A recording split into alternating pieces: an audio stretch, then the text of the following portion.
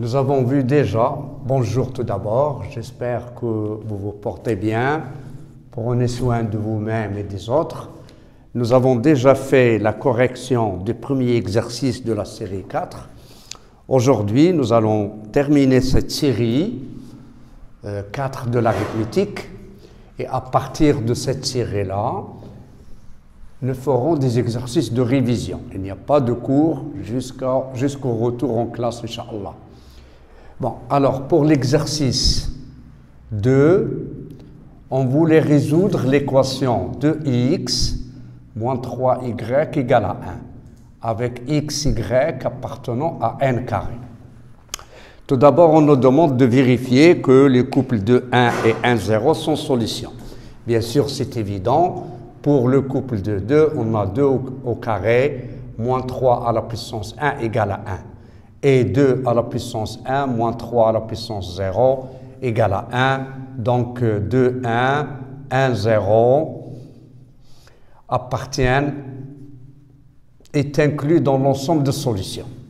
Maintenant, nous voulons chercher, est-ce qu'il y a d'autres solutions du couple xy avec y supérieur ou égal à 2? C'est pour cela, supposons que xy appartenant à S avec y supérieur ou égal à 2. Dans ce cas, on obtiendra 2x est égal à 3 au carré fois 2 à la puissance y moins 2 plus 1. Et puisque y est supérieur ou égal à 2, alors y moins 2 est un entier naturel. Or, 3 au carré, c'est 9. C'est-à-dire, on obtiendra 2 à la puissance x est congru à 1 modulo 9 parce que ce nombre-là est un multiple de 9. Maintenant, il y a certains d'entre vous qui m'ont demandé pourquoi nous avons démontré dans l'autre série que 7 à la puissance 4 congru à 1 modulo 32 et nous sommes passés à 7 à la puissance 4k congru à 1 modulo 32. Voilà, c'est la question que vous vous êtes posée. Maintenant, nous allons chercher les antinaturels qui vérifient l'équation 2 à la puissance x congru à 1 modulo 9.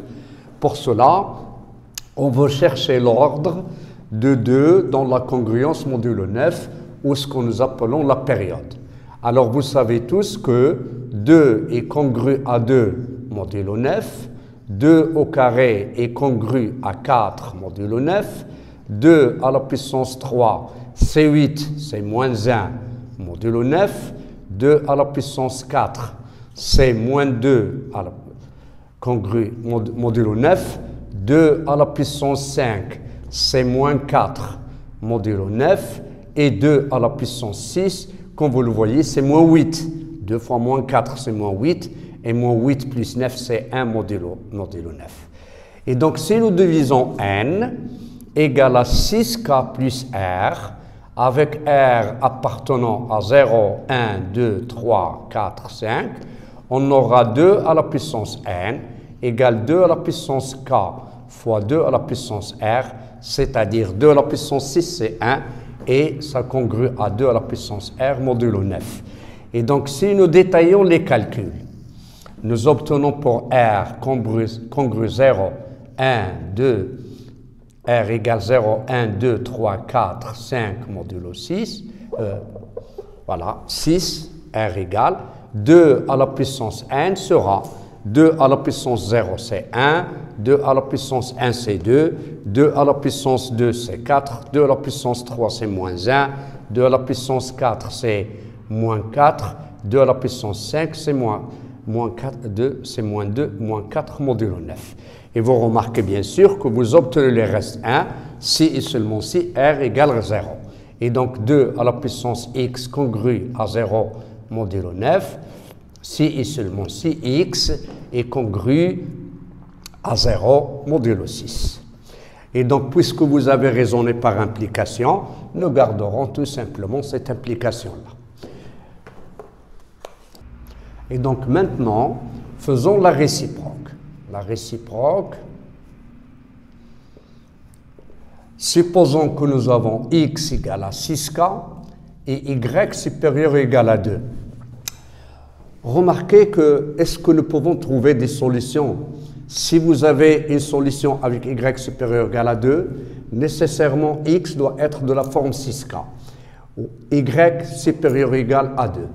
Maintenant, si vous faites le plus petit multiple de 6k, c'est 6.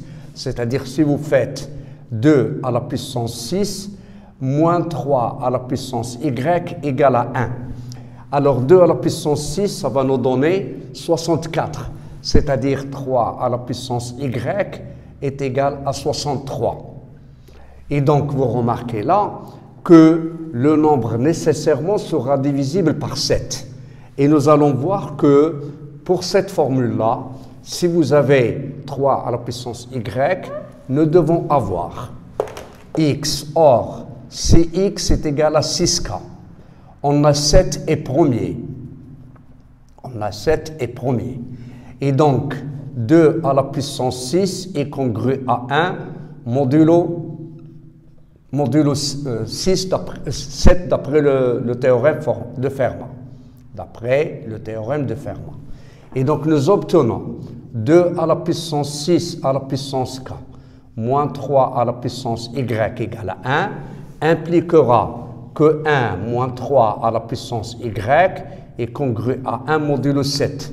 C'est-à-dire on aura 3 à la puissance y congru à 0 modulo 7. Et cela implique que 7 divise 3, ce qui est impossible. Voilà, je vous ai expliqué maintenant l'origine de ce nombre-là. C'est-à-dire, si le nombre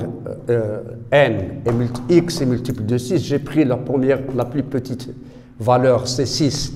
On aura 2 à la puissance 6, c'est 64, moins 1, c'est 63. Et donc, si x vérifie l'équation, alors 7 sera divisible, 7 divise 3 à la puissance y. Et d'une façon générale, 2 à la puissance 6, ça nous donne 1 modulo 7. 3 à la puissance y, nous l'avons gardé. Et nous obtenons donc 7 divise 3, ce qui est impossible parce que 7 et 3 sont premiers entre eux, étant donné qu'ils sont des premiers distincts.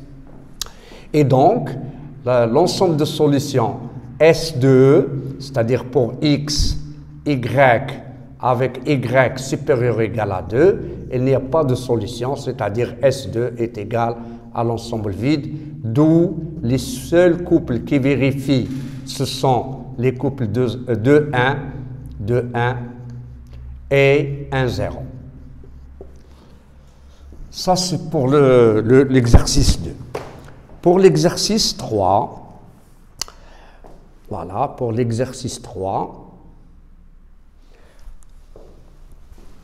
on nous demande de démontrer que 163 est premier. Et bien sûr, nous avons notre méthode du triple d'Ératosthène pour le faire, en remarquant que racine de 163 est inférieure à 13. Et donc, parce que 169, c'est 13 au carré. Et donc, il suffit de vérifier que ce nombre-là n'est pas divisible par 2, par 5, par 7 et par 11. Alors, pour 163, nous avons un pair, donc il est congru à 1 modulo 2. Pour 3, nous avons 163, nous faisons la somme des chiffres. Alors, 3, 6, 9, 10, donc le reste c'est 1. Pour 5, nous regardons tout simplement le chiffre des unités. On a 163 et congru à 3 modulo 5. Pour 7, il y a une règle de divisibilité, mais elle est très compliquée. Mais remarquez que je vais écrire comme ça. 160, c'est 16 fois 10 plus 3. Alors 16, c'est 2, c'est 6, c'est congru à 2. 10, c'est en 3. Plus 3. 2 fois 3, c'est 6. 6 plus 3, c'est 9. Donc, il est congru à 2 modulo 7. Ou bien, vous faites la division normale. 16 divise c'est 2, il reste 2. 23, c'est 3. 21, ça va vous rester 2. Et donc, 163 est congru à 2 modulo 7. Pour 11, c'est très simple. Pour 11, vous avez le critère de divisibilité par 11. AN fois 10 à la puissance n, plus AN moins 1, 10 à la puissance n moins 1, plus A1 fois 10, plus A0. Alors, vous remarquez que 10 est congru à moins 1 modulo 11. Donc 10 à la puissance n est congru à moins 1 à la puissance n modulo 11. Et donc pour n pair, ça va donner 1, et pour n impair, ça va nous donner moins 1. C'est-à-dire, ça nous donne A0 plus moins A1 plus A2 plus moins A3, et ainsi de suite, moins AN plus AN fois moins 1 à la puissance n modulo 11. Et donc, vous faites le chiffre des unités, moins le chiffre de dizaines, plus le chiffre de centaines, moins le chiffre des milliers, etc. Et donc, si vous faites 3 moins 6, c'est moins 3. Moins 3 plus 1, c'est moins 2. Donc, c'est 63 est congru à moins 2 modulo 11. Donc, 163 est premier. Pour la deuxième question, on nous demande de résoudre l'équation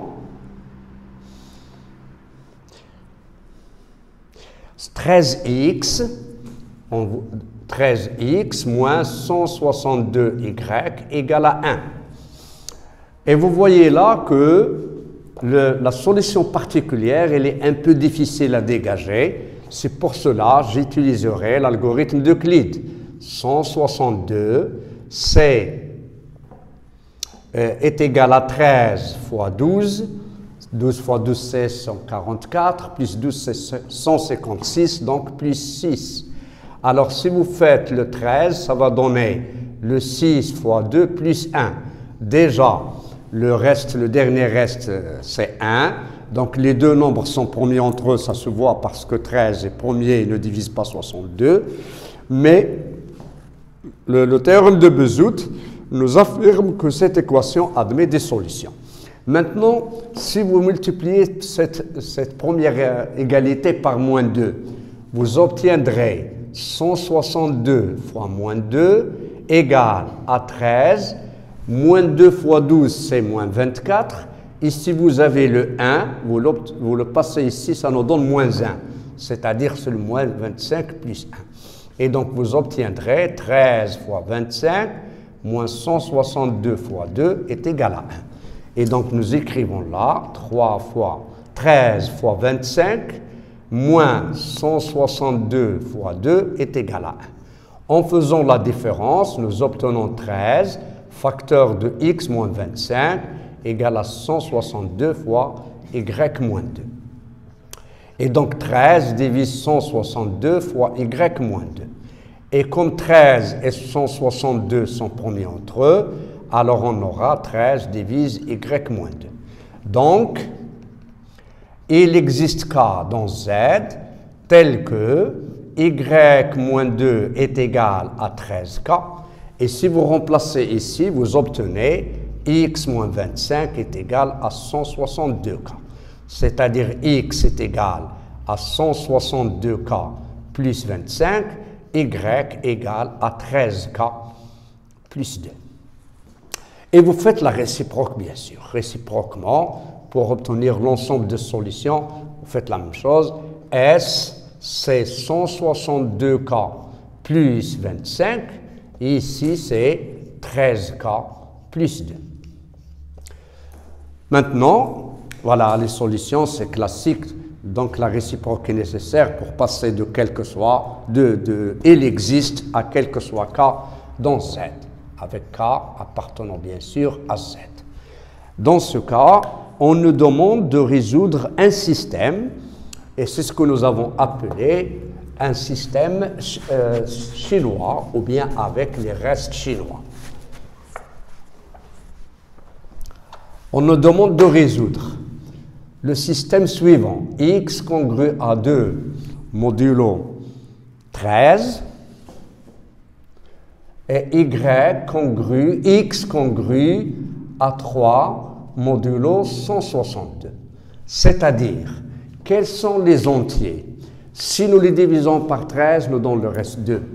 Si nous divisons par 162, nous donne 3.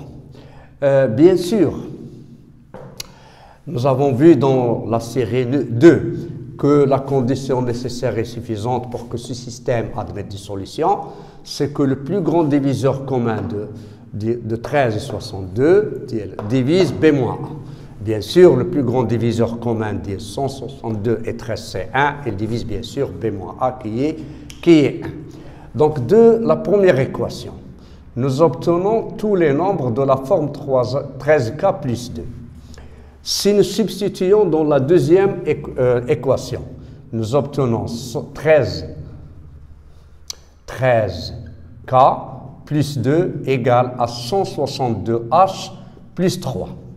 Et donc, on aura X égale 13K plus 2 et 13K moins 162H est égal à 1.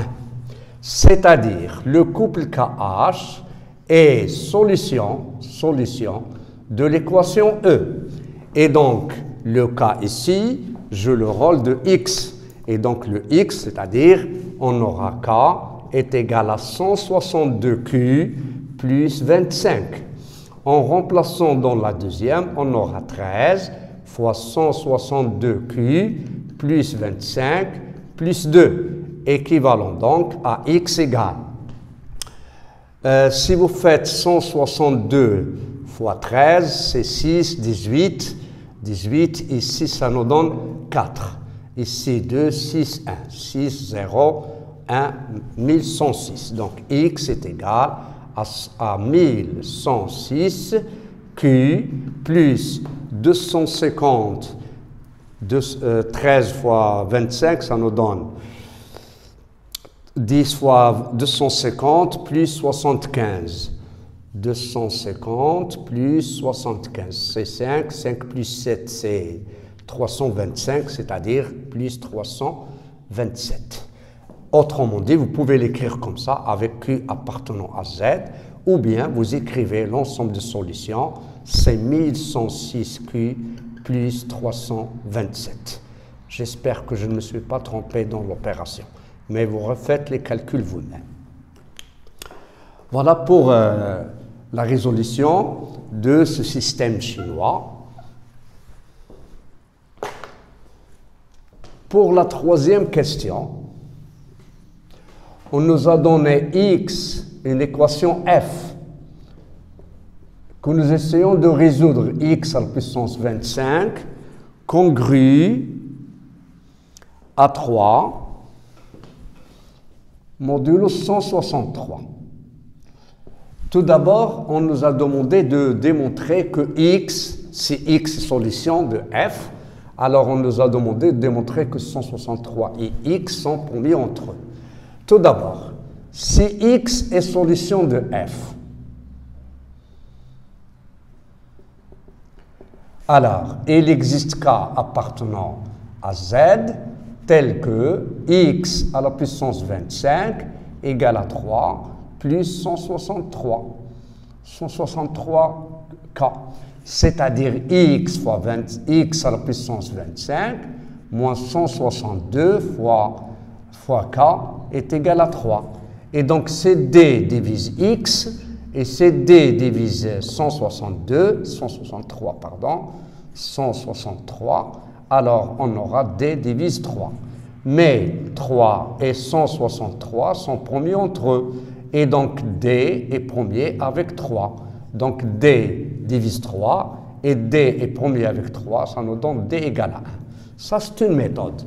Une autre où nous savons que 163 est premier. Ici, j'écrirai autre méthode.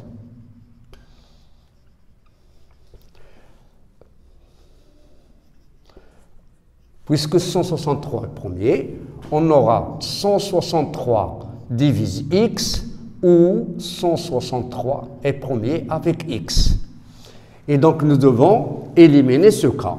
Si 163 divise X, cela veut dire que X est congru à 0, modulo 163.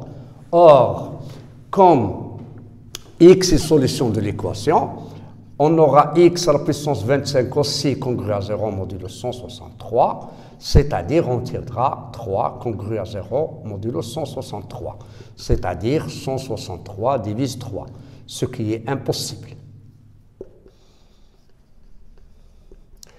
Et donc 163 ne peut pas diviser x, d'où x et 163 sont premiers entre eux. Et donc, maintenant, on nous demande de démontrer que si x est solution de f, alors x est congru à 3 à la puissance 13.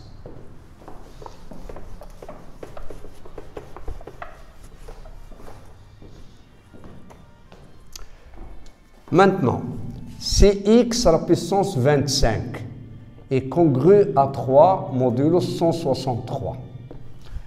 On a déjà vu que 25 fois 13 égale à 162 fois 2 plus 1. Et donc, élevons les deux termes de la congruence à la puissance 13. On obtiendra x à la puissance 25 à la puissance 13 est congru à 3 à la puissance 13 modulo 163. 25 fois 13, on va la remplacer par cette expression, c'est-à-dire x à la puissance 162 fois 2 plus 1 est congru à 3 à la puissance 13 modulo 163.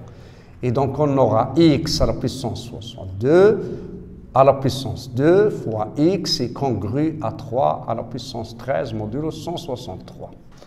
Maintenant, on a x est premier avec 163,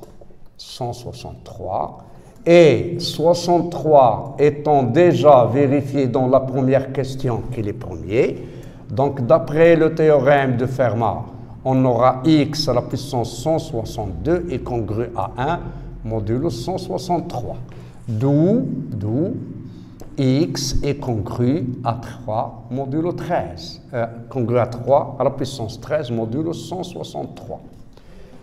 Réciproquement,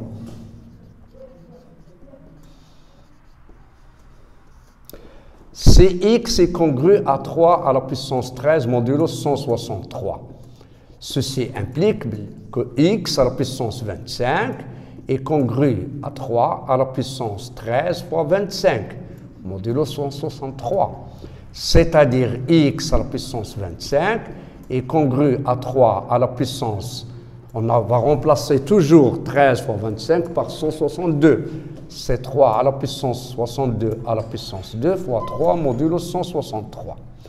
Or, aussi, 3 est premier avec 163. Donc, d'après le théorème de Fermat, x 3 à la puissance 162 est congru à 1 modulo 163. Donc, ceci implique que x à la puissance 25 est congru à 3 modulo 163. Conclusion. X à la puissance 25 congru à 3 modulo 163 si et seulement si x est congru à 3 à la puissance 13 modulo 163. Pour simplifier les calculs, j'ai opté pour introduire le nombre 8 et on va comprendre pourquoi. Alors, on aura 8 et premier avec 163.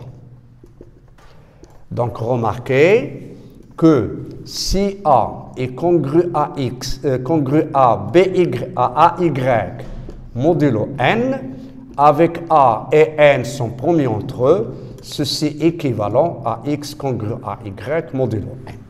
Vous savez pourquoi je pense, ou bien je vais l'expliquer ici. On a A facteur de X, N divise A facteur de X moins Y. N étant premier avec A implique que N divise X moins Y, ce qui nous donne cette implication. Alors la réciproque, vous l'obtenez avec la compatibilité, et c'est toujours valable, on multiplie par A ici pour obtenir cette égalité-là. C'est pour cela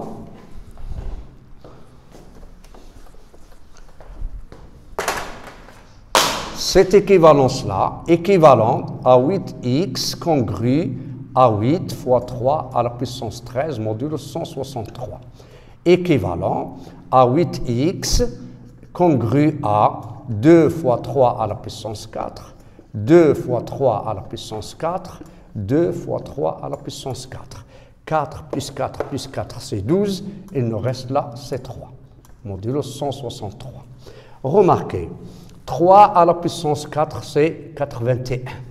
Et donc, en multipliant par 2, ça va nous donner 162. Et 162 est congru à moins 1 modulo 163. Et donc, pour cela, on aura 8x congru à moins 1 fois moins 1 fois moins 1 fois 3, modulo 163.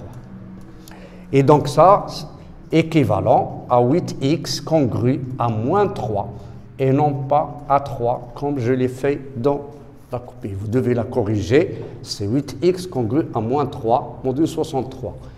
Eh bien, 8x est congru, si vous ajoutez moins 3, ça va vous nous donner 166, modulo 163.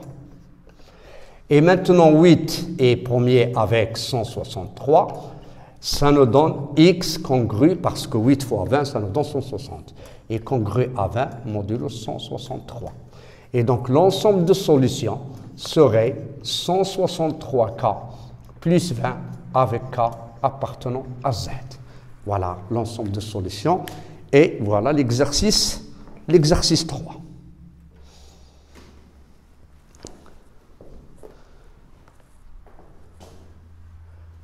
Pour l'exercice 4,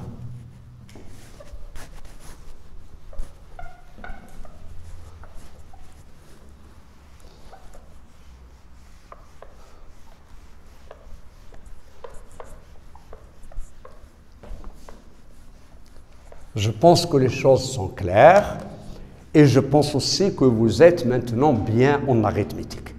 Maintenant, ce que vous attendez, c'est une variété d'exercices d'arithmétique pour renforcer ces notions et pour que vous ayez le moyen de le faire.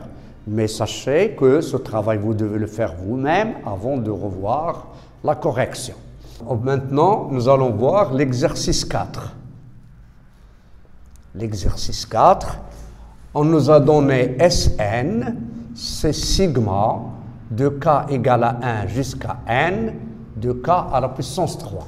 Ça, c'est parmi les sommes les plus classiques que vous les connaissez bien sûr. 1 plus 2 plus n, c'est n fois n plus 1 sur 2. 1 au carré plus 2 au carré plus n au carré, c'est n fois n plus 1 fois 2n plus 1 sur 6. Et 1 à la puissance 3 plus 2 à la puissance 3 plus n à la puissance 3, c'est ce que vous avez, c'est n plus 1 sur 2 à la puissance 2. Mais nous allons refaire le raisonnement par récurrence. Pour n égale à 1, on aura S1 égale à 1 et 1 fois 1 plus 1 sur 2 au carré, qui va donner 1. Supposons, pour n appartenant, soit n appartenant à n étoiles, supposons que Sn égale à sigma de k à la puissance 3 de k égale à 1 s'écrit sous la forme n fois n plus 1 sur 2 au carré. Et maintenant, montrons-le pour Sn plus 1 égale à n plus 1 fois n plus 2 sur 2 le tout au carré. Maintenant que vous avez là, Sn plus 1, c'est Sn plus n plus 1 au carré. C'est-à-dire Sn plus 1, c'est n fois n plus 1 sur 2 au carré, plus n plus 1 au carré. Vous avez là un facteur commun, c'est n plus 1 au carré. Il va nous donner n carré sur 2 plus n plus, sur 4. C'est-à-dire, c'est n plus 1 au carré fois n au carré plus 4n plus 4 sur 2, sur 4. C'est-à-dire n plus 1, n plus 1 fois n plus 2 sur 2, le tout au carré, parce que là, c'est une identité remarquable, c'est n plus 2 au carré. D'où, quel que soit n appartenant à n étoile, Sn égale à bien n fois n plus 1 sur 2 au carré. Ça, pour les élèves qui ont un peu oublié le raisonnement par récurrence. Mais le problème d'arithmétique qui se pose, c'est de discuter suivant n, le plus grand diviseur commun, de deux termes consécutifs, de deux sommes consécutives. Maintenant, vous savez que si delta est égal à AB, on aura A égale A' delta, B égale B' delta, avec A' et B' sont promis entre eux. Et donc, A au carré et B au carré, ça va nous donner delta au carré, A' au carré. Delta au carré, B' au carré. C'est-à-dire, ça va donner delta au carré fois A' au carré et B' au carré. Ceci implique, d'après la conséquence de Gauss, que A' au carré et B' au carré sont promis entre eux, c'est-à-dire delta au carré. Et donc, ce que je veux dire là, c'est que A au carré et B au carré égale le plus grand diviseur commun de A et B, le tout au carré. Voilà, ça c'est un rappel. Maintenant, examinons le cas de Sn et de Sn plus 1.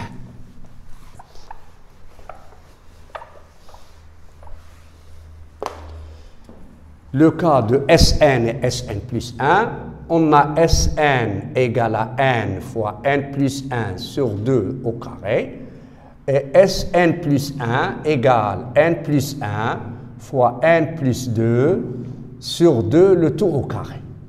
Il est facile de voir que le facteur commun entre Sn et Sn plus 1, c'est n plus 1 au carré.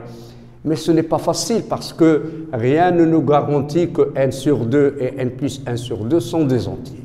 C'est pour cela que nous allons procéder par disjonction de cas. Si n est pair, alors n plus 2 est pair. Et dans ce cas, le nombre n sur 2 et n plus 2 sur 2 seront des entiers.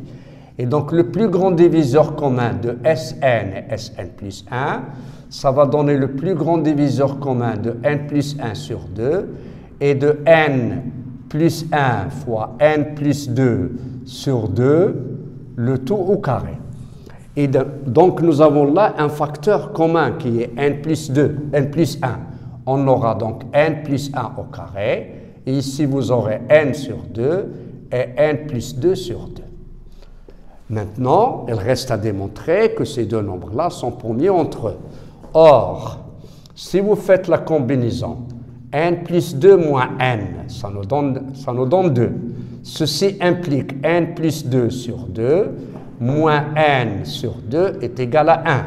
Et donc, d'après le théorème de Bezout, on a n plus 1 sur 2 et n sur 2 sont promis entre eux. Donc, le plus grand diviseur commun de Sn et Sn plus 1 est égal à n plus 1, le tout au carré. Deuxième cas, si n est impair, alors n plus 2 aussi est impair. Et puisqu'il est impair, donc n sur 2 ne sera pas un entier, n plus 2 sur 2 ne sera pas un entier. Mais n plus 1 sur 2 appartient à n. Et dans ce cas-là, le plus grand diviseur commun de Sn et Sn plus 1 serait n plus 1 sur 2, le tout au carré, et nous allons laisser là n et n plus 2. Dans ce cas-là, vous avez n plus 2 moins n est égal à 2.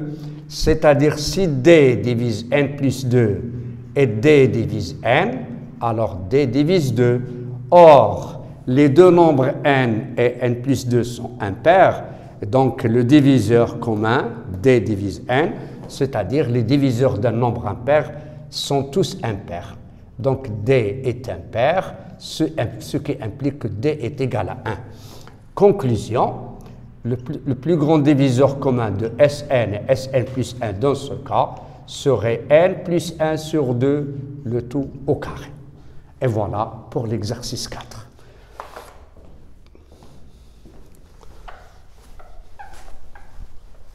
L'exercice 5, il est très simple,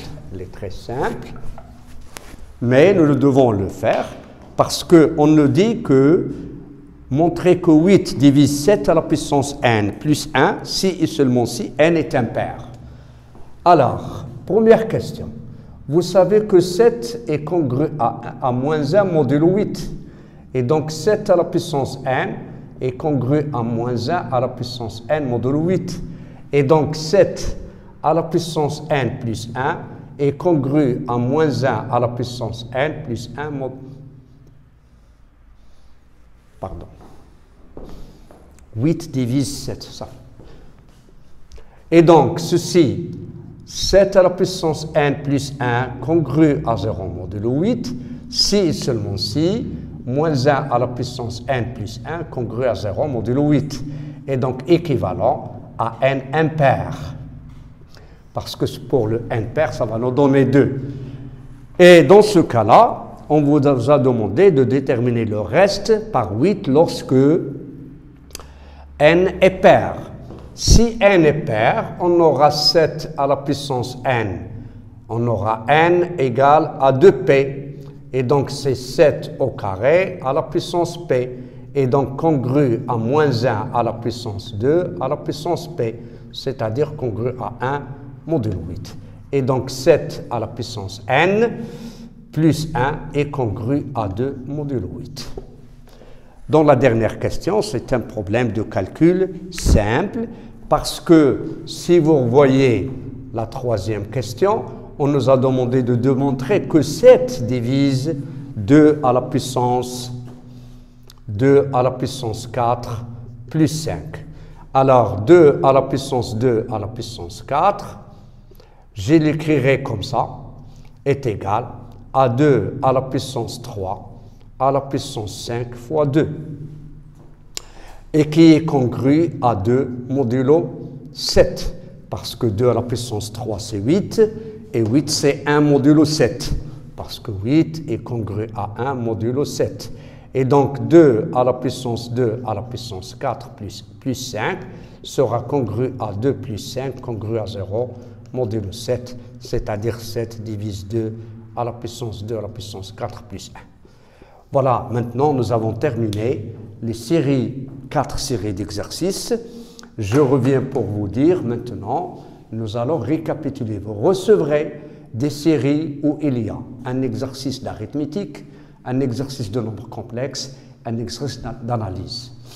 On verra ce qui se passera après, sinon nous serons obligés de commencer la leçon des structures algébriques. Tenez-vous bien, bon courage, ne lâchez pas et merci.